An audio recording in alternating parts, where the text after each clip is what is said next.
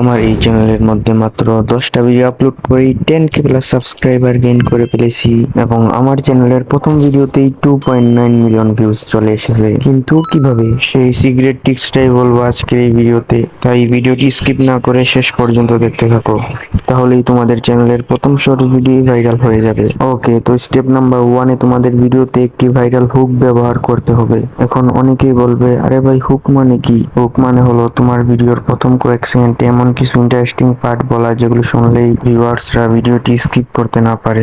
যেমন এই ভিডিওর প্রথম কয়েক সেকেন্ড দেখো। आज मेरी आंखों के सामने अक्खा ट्रक पलटी हो गया यार। ये लोग तो ट्रक वाले को चाकू मार रहे। এটাকেই বলে হুক, আর এই কারণেই এই ভিডিওটাতে এত ভিউজ হয়েছে। ওকে, তো এবার আসি স্টেপ নাম্বার 2।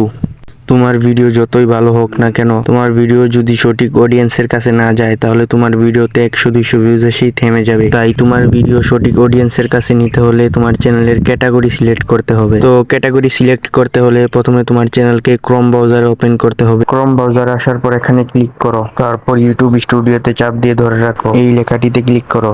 এবার ইউটিউব আইকনে ক্লিক করো, তারপর এই সেটিংস আইকনে ক্লিক করো, তারপর কিছুক্ষণ লোড নেওয়ার পর এখানে ক্লিক করো, এবার উন্নত সেটিংসে ক্লিক করো, তারপর এখানে ক্যাটাগরি অপশনে ক্লিক করে তোমার চ্যানেলের ক্যাটাগরি সিলেক্ট করো, তারপর এখানে সেভ অপশনে ক্লিক করে সেভ করে দাও।